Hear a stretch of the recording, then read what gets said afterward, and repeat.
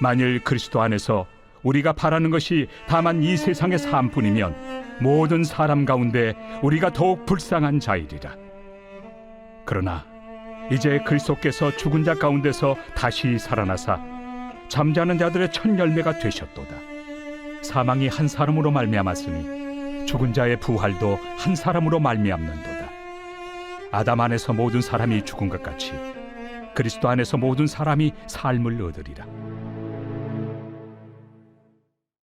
할렐루야. 오늘은 우리 주 예수 그리스도께서 사망 권세를 이기고 부활하신 영광스러운 날입니다. 오늘 이 자리가 여러분 인생에 가장 복되고 의미 있고 여러분 인생에 잊을 수 없는 축복의 날이 되기를 주의 이름으로 축원을 드립니다. 특별히 지치고 상하고 찢긴 심령으로 왔다 할지라도 부활하신 주님을 만남으로 평강이 강같이 흘러넘치는 은혜가 있게 되기를 주의 이름으로 축원을 드립니다. 우리 옆사람 앞뒤사람 바라보면서 이렇게 인사합니다. 그리스도 안에서 향기를 바라며 멋지게 삽시다. 그리스도 안에서 향기를 바라며 멋지게 삽시다. 아멘. 기독교는 부활의 종교이며 예수님의 부활은 기독교 교리의 핵심이고 초석입니다. 세상이 우리를 바라보는 잣대는 윤리 도덕으로 바라봅니다. 예수 믿는 사람이 더 정직하고 더 깨끗하고 세상 사람보다 나아야지, 이런 윤리 잣대로 우리 성도들을 바라봅니다. 그리고 윤리 도덕이 거기에 미치지 못할 때 비난하고 욕하고 반대하고 합니다. 그러나 그것은 핵심을 모르는 것입니다. 어떤 사람은 기독교가 어려운 사람을 도와주고 구제하는 선을 베푸는 종교로 압니다. 어려운 사람에게 쌀을 사주고 고통당하는 사람에게 도움을 주는 것, 여러분 삼성이 마음먹으면 한국 교회가 전체가 한국보다 더 잘할 수 있어요. 우리의 생활 속에 그런 면이 나타나야 되지만 윤리나 도덕이나 구제는 기독교의 본질이 아닙니다. 기독교의 본질, 이 핵심 알맹이는 사람의 영혼을 살리는 겁니다. 아멘. 영원한 생명을 주는 것이 기독교의 본질입니다. 그런데 그 영원한 생명을 준 그 본질, 그 핵심이 바로 예수 그리스도입니다. 그래서 예수님이 십자가에 내 죄를 위해서 죽으신 것과 그분이 그 사망의 권세를 이기고 부활하신 것이 우리 신앙의 핵심이라는 것입니다. 그래서 초대교회 복음 전파의 초점, 사도들의 메시지, 사도들의 설교의 초점이 바로 예수 십자가와 부활에 집중되어 있습니다. 성경에 나타난 베드로의 설교의 초점이 예수 그리스도의 십자가와 부활입니다. 사도행전 3장 15절 말씀에 생명의 줄을 죽였도다. 그러나 하나님이 죽은 자 가운데서 그를 살리셨으니 우리는 이게 증인이라. 이게 베드로 설교의 핵심입니다. 너희가 알지 못해서 생명의 줄을 죽였다.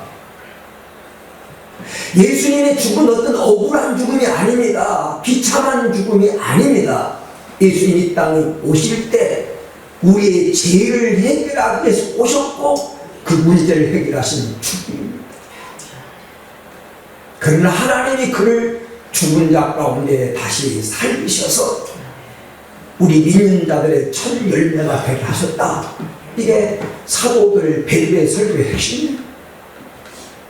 여러분, 사도 바울의 설교의 주제가 바로 예수 그리스도의 죽음과 부활, 이를 통해서 얻는 하나님 나라입니다. 고린도전서 15장 3절 4절에 예수 그리스도께서 성경대로 우리의 죄를 위하여 죽으시고 장사 지낸 바 됐다가 성경대로 사흘 만에 살아나셨느니라. 이게 바울의 설교의 핵심입니다. 내가 받은 것, 내가 주님께 받은 것 내가 너에게 전한다. 예수께서 성경대로 우리의 죄를 위하여 죽으시고 우리 죄 문제를 해결하셨고 장사 지낸 바 됐다가 성경대로 살아나셨다. 이게 바울의 설교의 핵심입니다. 모든 사도들의 메시지 내용이 우리가 증인이다. 예수님 십자가에 우리는 예수께서 십자가에 못 박혀 죽은 것을 똑똑히 보았다. 무덤에 장사되는 것도 보았다. 그리고 그 무덤에서 부활하신 주님을 우리가 보았고 만났다. 우리 가운데서 하늘로 올라가신 예수를 우리가 보았다. 우리는 이 일의 증인이다. 이게 사도들이 외쳤던 메시지입니다. 이 기쁜 날 예수 그리스도께서 부활하신 이 부활을 기리는 주일에 다시 한번 우리들의 소망, 기독교의 핵심인 예수 그리스도의 부활이 우리에게 전해준 복음이 무엇인가를 생각하면서 은혜를 나누고자 합니다. 예수의 부활이 어떤 의미를 갖고 있는가? 성경이 가르쳐주는 예수 그리스도의 부활의 의미가 무엇인가? 그러기 위해서 먼저 부활이 무엇이냐를 알아야 됩니다. 첫 번째로 부활에 대한 바른 이해가 필요합니다. 부활이란 무엇이냐? 바울은 이 고린도전서 15장이 부활장인데 15장 1절에 부활장을 시작하면서 이렇게 말합니다. 1절에 보면 형제들아 내가 너에게 전한 복음을 너에게 알게 하노니, 내가 너에게 알게 하노니, 이 말은 꼭 알아야 될 진리라는 겁니다. 내가 주님께 받은 이 복음을 너에게 전한다. 너희가 꼭 알아야 된다. 그 이유는 오늘 15장 2절에 보면 내가 전한 그 말을 굳게 지키고 헛되이 믿지 아니하면 그로 말미암아 구원을 받으리라. 바울이 전한 그 말, 그 복음, 바울이 전한 그 말이 뭐예요? 예수 그리스도의 십자가의 죽음, 그리고 그분이 부활하셨다고 이 복음, 이것을 너희가 굳게 믿고 이 말을 굳게 지키면 구원을 받으리라 라는 것입니다. 그러므로 네가 구원을 받는 데 있어서 부활에 대한 바른 이해가 꼭 필요합니다. 저는 지금까지 부활절 설교하면서 부활절에 꼭 이 말을 했습니다. 왜? 성도들이 이 사실을 바로 알아야 되기 때문에.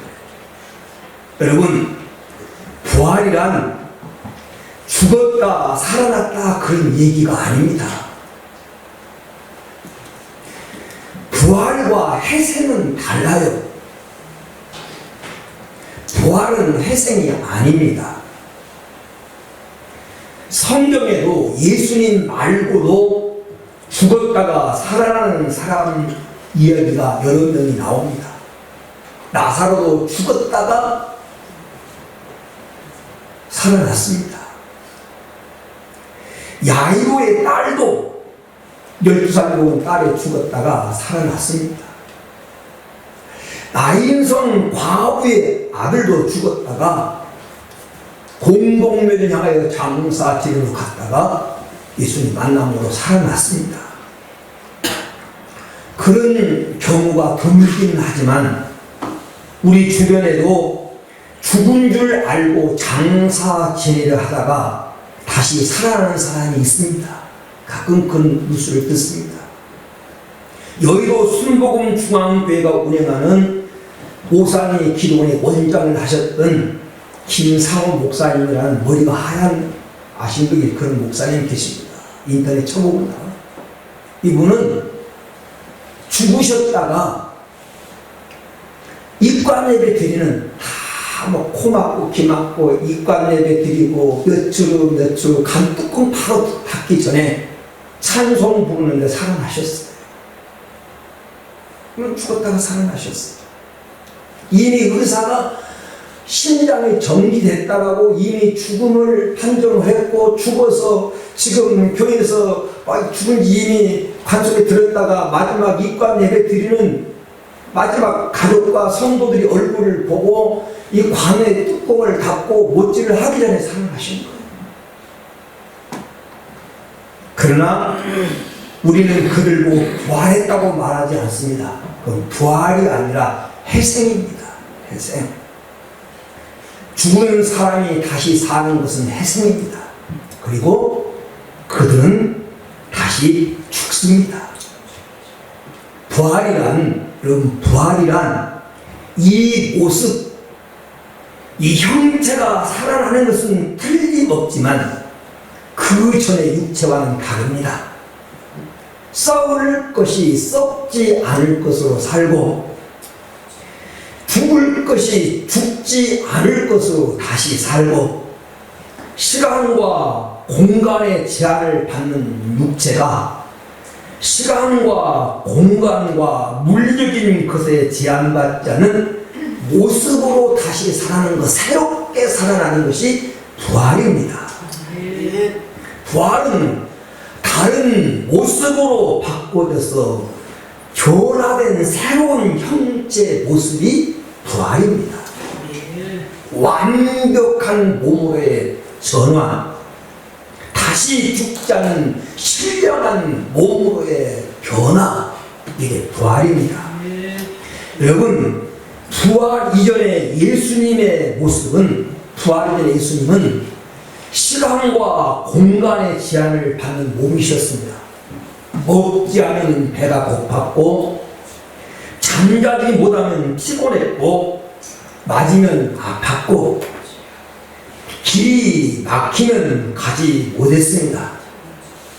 그러나 성경 속에 나타난 부활하신 예수님은 물리적인 모든 방법으로부터 자유하셨습니다.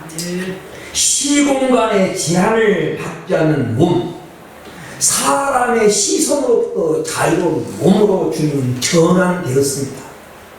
그래서 부활하신 주님은 문이 닫혔는데도 들어오셨고 엠마오에 나타나셨다가 갑자기 예루살렘에 나타나기도 하셨습니다.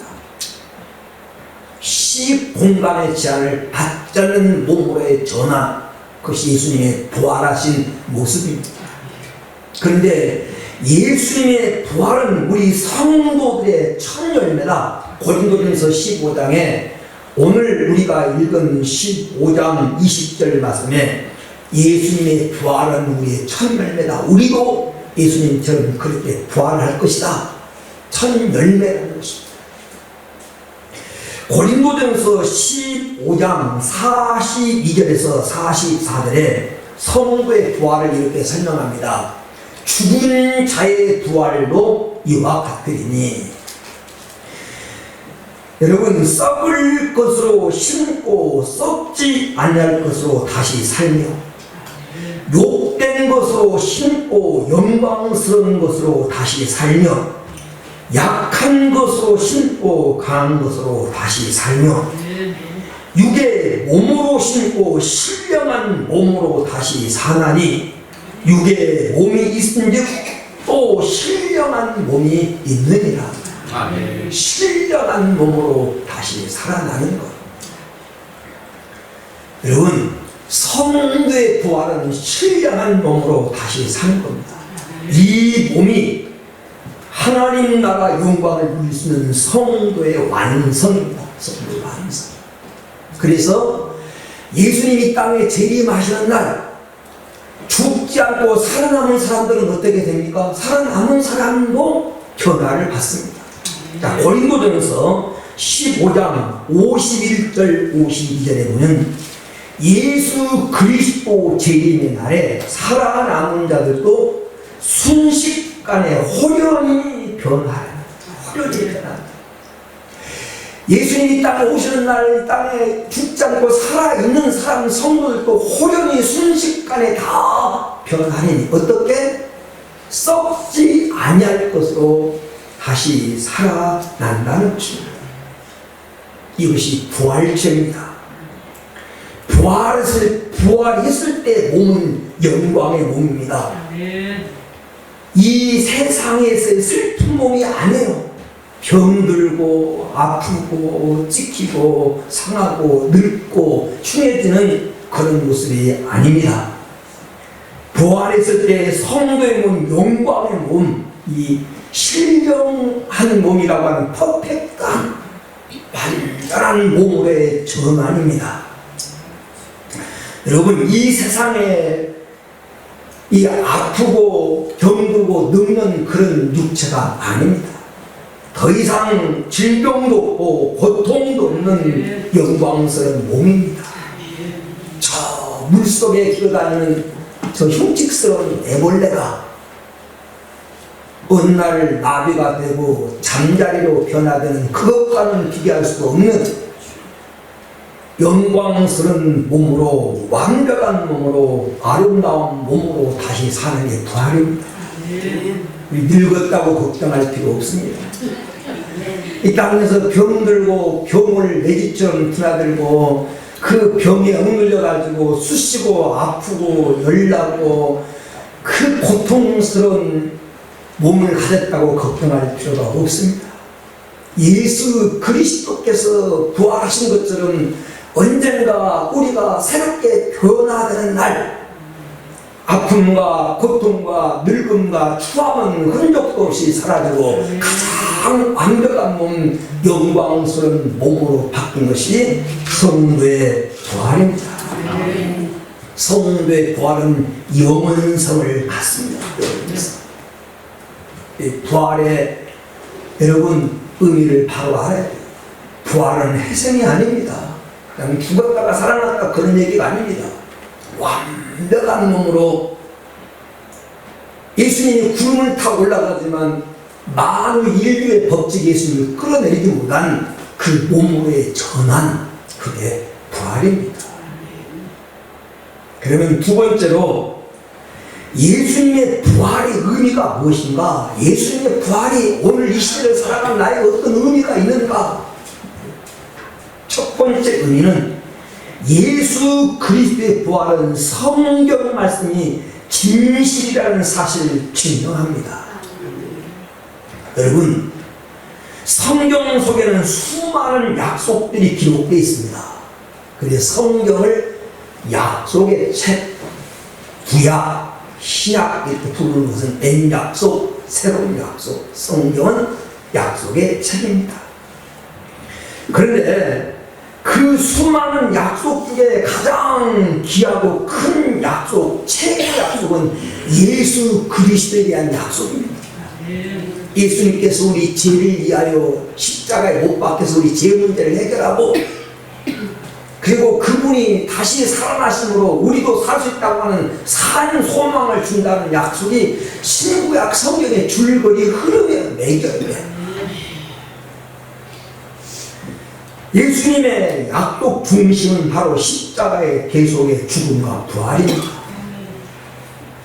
예수님이 이 땅에 살아 계실 때 그가 우리 죄를 위하여 십자가에서 계속의 죽음을 죽으시고 3일 만에 부활하실 것을 여러 번 말씀하셨습니다.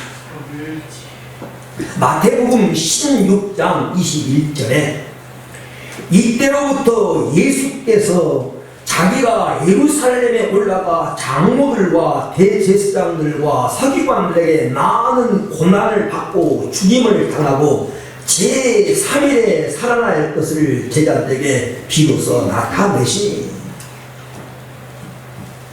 예수님 스스로도 죽었다가 3일 만에 살아날 것을 말씀하셨어요.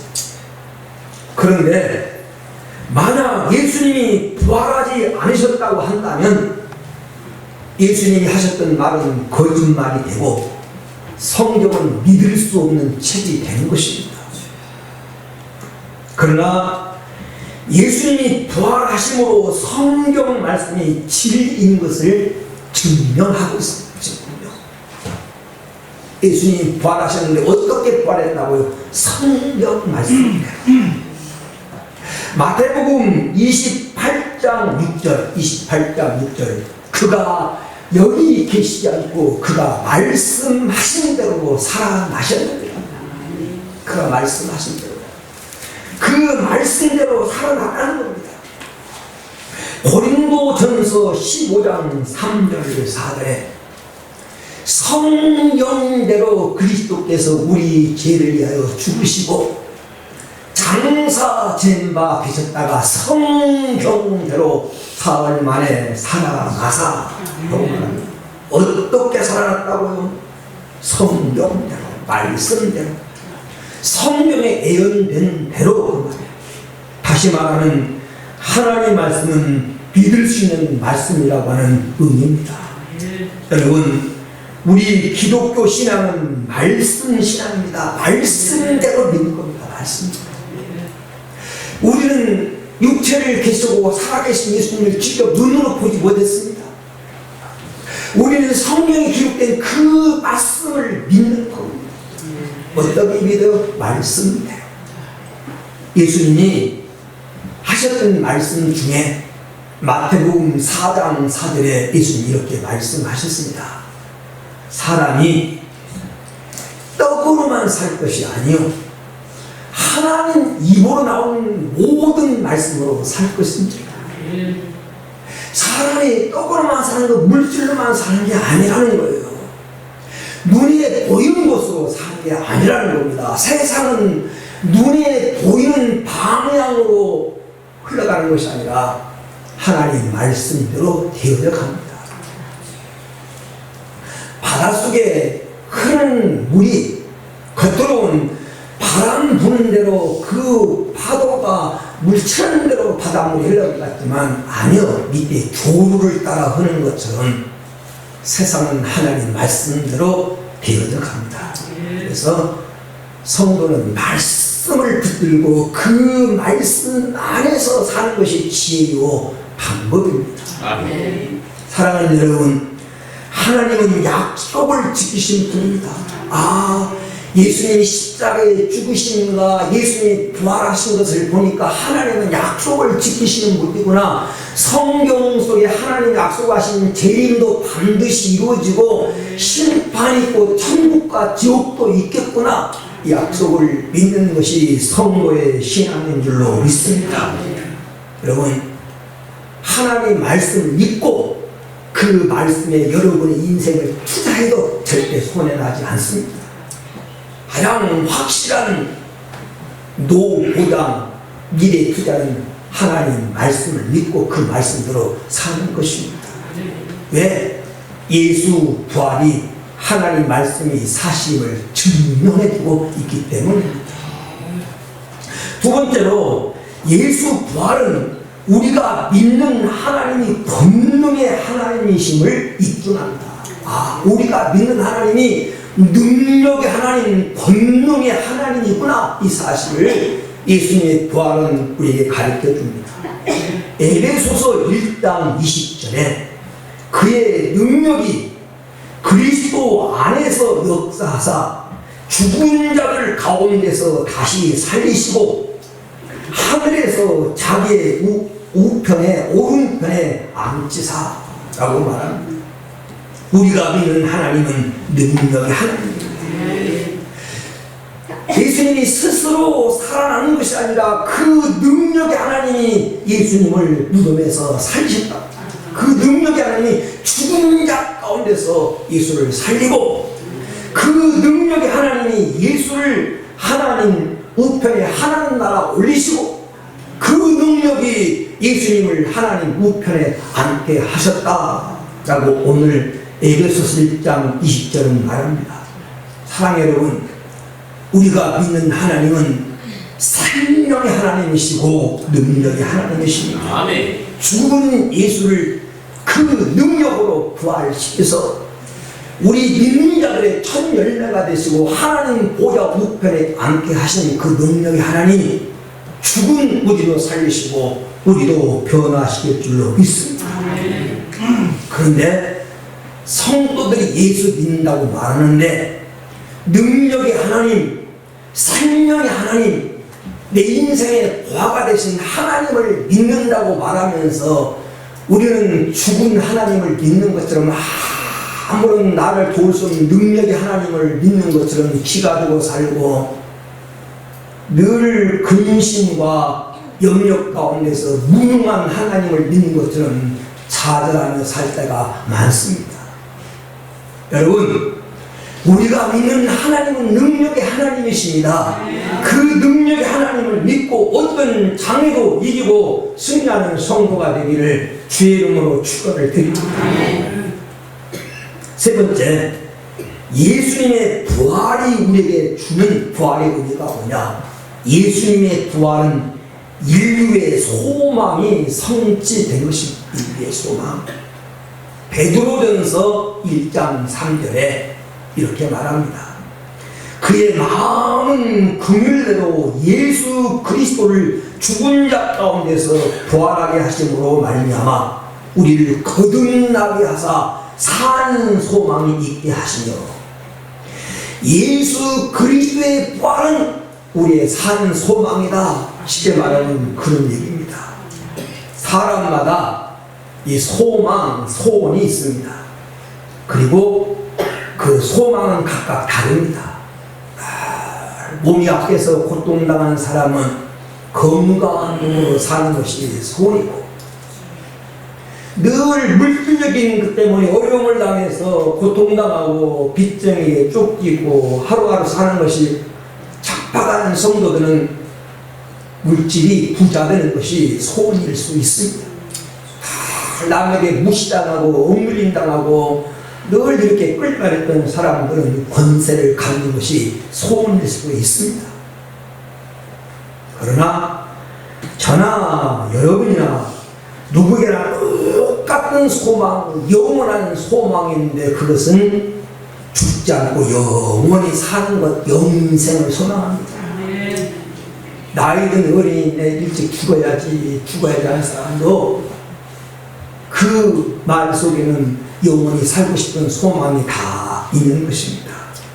그런데 여러분, 영원히 살고 싶은 것이 모든 인류의 공통적인 소망인데, 그 영원히 살고 싶은 소망의 걸림돌이 뭐냐? 죽음입니다. 그리고 죽음은 제 값입니다.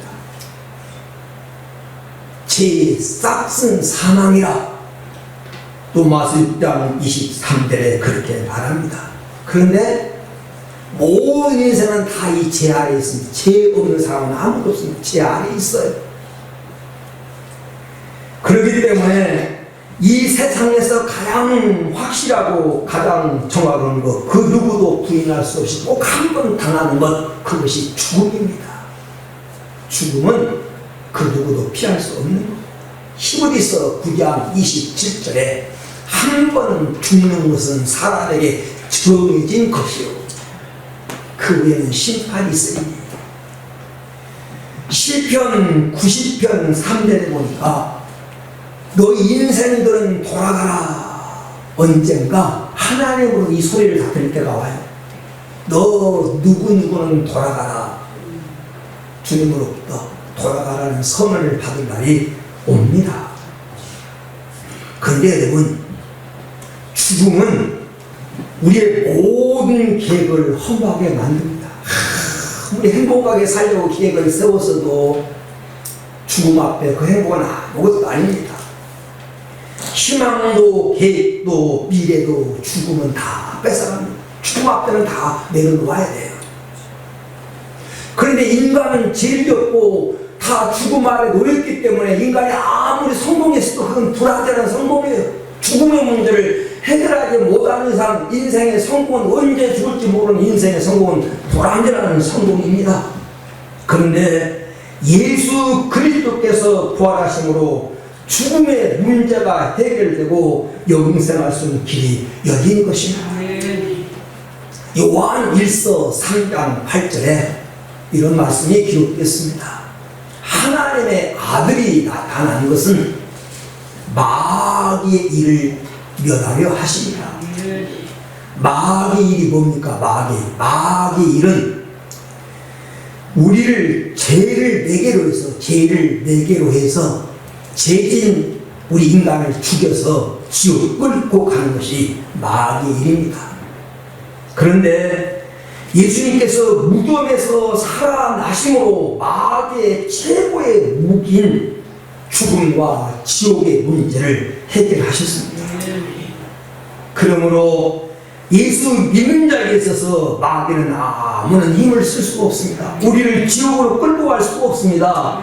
사단의 최고의 무기인 이 죽음이 무용지물이 되어버렸습니다. 예수님이 오셔서 십자가에서 이 죽음의 문제를 해결해 주신 것입니다. 그러므로 부활하신 예수님을 믿는 순간 우리의 죄 문제, 죽음의 문제, 지옥 가는 문제가 해결된 줄로 믿습니다. 이게 부활의 의미예요. 예수 그리스도의 부활은 우리에게 구원의 보증이 됩니다. 보증. 내가 구원받았다는 보증이에요. 자, 성경 사도행전 17장 31절에 이에 그를 죽은 자 가운데서 다시 살리신 것으로 모든 사람에게 믿을 만한 증거를 주셨다. 믿을 만한 증거, 보증. 그 뭐냐? 예수를 살리신 하나님이 우리도 살리신다고 하는 증거. 그게 예수님의 부활이라는 것입니다. 사랑하는 여러분, 예수 믿는 성도에게도 죽음은 찾아옵니다. 그러나 성도에게 찾아온 죽음은 공포의 대상, 내 인생의 주인으로 죽음이 찾아온 것이 아니라 천국의 문을 열어주는 조문으로 찾아옵니다. 조문. 그래서 요한복음 11장 25절 26절에 나는 부활이요 생명이니 나를 믿는 자는 죽어도 살겠고 살아서 믿는 자는 영원히 죽지 않나리라. 영원히 살고 싶은 소망이 예수님의 부활로 성취된 것입니다. 그래서 우리는 이제 사망에 대해서 큰 소리 칠 수 있습니다. 어떻게요? 고린도전서 15장 55절에 사망아 너희 승리가 어디 있느냐? 우리는 사망에 대해서 큰 소리를 칠 수 있게 됐습니다. 왜? 빚을 갚았으니 빚쟁이 앞에 우리가 쪼다닐 필요 없습니다. 사면을 받았으니 경찰이 두렵고 검사가 두려울 필요가 없습니다. 우리는 죄 문제를 해결받았으니 죽음의 문제가 해결됐으니 지옥 가는 문제가 해결됐으니 우리는 죽음 앞에 당당한 줄로 믿습니다.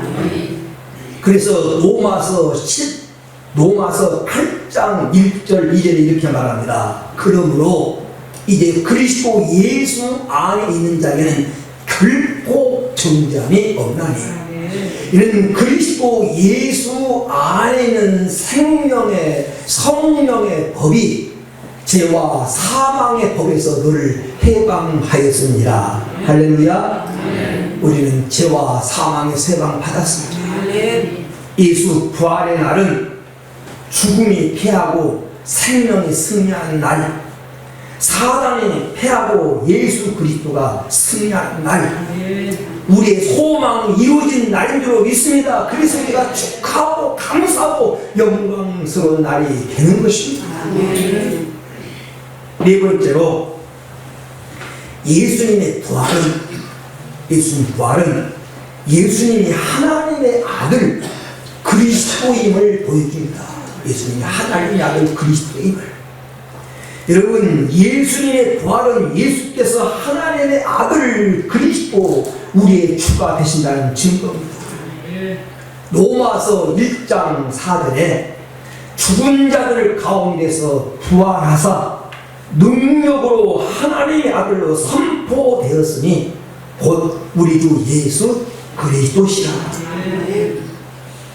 부활하심으로 하나님의 능력으로 선포되었다 라고, 하나님 아들로 선포되었다라고 말씀하고 있습니다. 만일, 여러분, 만일 예수님이 부활하지 않으셨다고 한다면 예수님이 동정로 몸에서 탄생하고 수많은 병자를 고쳤으나 그 때문에 예수님이 그리스도 우리의 구주가 될 수는 없습니다. 여러분, 예수님이 부활하지 않으셨다고 한다면 예수님이 초자연적인 능력을 행하고 많은 사람을 고치고 죽은 자를 살렸다 할지라도 그것 때문에 그리스도라고 말하지는 않습니다. 예수님이 많은 사람을 위해서 죽었다, 참 좋은 일입니다. 그러나 세상에는 남을 위해 죽는 사람은 예수님뿐이 아닙니다. 이 세상에는 의사자들이 많아요. 자기 몸을 살생해서 남을 살리는 살생 성인의 정신을 가진 사람들이 많았습니다. 그러나 그들이 다 우리의 구주 그리스도는 아닙니다. 그런데 예수님께서 사망 권세를 이기고 그분이 부활하심으로 말미암아 그분이 하나님의 아들, 우리의 죽음의 문제를 해결하신 그리스도 주인이라는 사실을 우리에게 알려주고 있습니다. 여러분, 예수님이 다른 사람과 다른 점은 무덤을 박차고 살아나셨다는 것입니다. 로마서 14장 9절에 이렇게 말합니다. 이를 위하여 그리스도께서 죽었다가 다시 살아나셨으니 곧 죽은 자와 사는 자의 주가 되려 하십니다. 예수님의 부활이 바로 우리의 구주임을 증명하는 얘기라는 겁니다. 예수님 우리 인생의 문제를 해결하신 구세인 줄로 믿습니다. 끝으로 예수님의 부활이 우리에게 주는 의미는, 예수님의 부활은 성도의 승리의 힘이 됩니다. 승리의 힘. 고린도전서 15장 55절에서 57절에 사망아 너의 승리가 어디 있느냐, 사망아 내가 쏘는 것이 어디 있느냐, 사망이 쏘는 것은 죄요 제 권능은 율법이라. 우리 주 예수 그리스도로 말미암아 우리에게 승리를 주시는 하나님께 감사하노니. 57절에 우리에게 승리를 주신 하나님께 감사한다. 승리는 통쾌한 것입니다. 승리는 신나는 것입니다. 승리는 아름다운 것이에요. 인류 역사상 가장 통쾌한 승리, 위대한 승리는 예수님의 부활 사건입니다. 예수님이 온갖 수모를 당하시고 십자가에 못 박혀 운명하실 때 예수님은 완전히 패배자처럼 보였습니다. 사단이 하나님을 이긴 것 같고 불의의 세력이 정의 대신 예수님을 이긴 것 같고, 예수님을 십자가에 못 박은 사람들이 예수님을 돌문으로 막고 노마 황제 이름으로 인봉을 하고 그들이 승리의 축배를 부르는 날, 예수님은 부활하셔서 최후의 승리가 정의의 편에 있고 최후의 승리가 하나님 편에 있음을 선언하신 날이 예수 부활의 날입니다. 여러분, 예수님의 부활은 반드시 정의가 승리하고 진리가 승리하고 믿음이 승리한다는 선언입니다. 먹구름이 잠시 태양을 가릴 수는 있지만 영원히 가릴 수 없는 것처럼 예수님의 부활은 정의의 승리, 믿음의 승리, 오늘 하나님의 승리를 운변적으로 보여줍니다. 하나님이 승리하는 것처럼 하나님 자녀는 우리도 승리할 줄로 믿습니다. 그러므로 이것들은 부활의 생명과 능력을 우리 모두 가졌으므로 경고하며 흔들리지 말고 세상 일이나 뒤의 일이나 더욱 열심히 부지런히 심소 최선을 다하며 이 땅의 부활의 증인으로서 주님 앞에 영광을 돌리며 살다가 하나님 나라의 주역이 되는 복된 성도가 되어지기를 주의 이름으로 축원합니다. 아멘.